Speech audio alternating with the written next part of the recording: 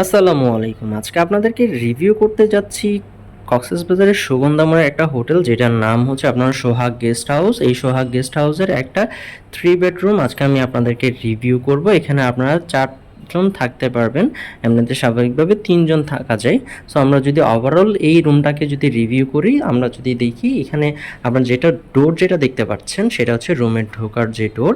এখানে ঢুকে আপনি 2টা সোফা পাচ্ছেন, একটা টেবিল পাচ্ছেন, এই পাশে আরেকটা ড্রেসিং টেবিল পাচ্ছেন মিরর সহ। অ্যান্ড এই পাশে আপনার এলইডি দেওয়া আছে, অ্যান্ড অলসো আপনার এদিকে একটা এলইডি সেট দেওয়া আছে, যেটা হচ্ছে এলইডি টেবিল যেটাকে আমরা বলি।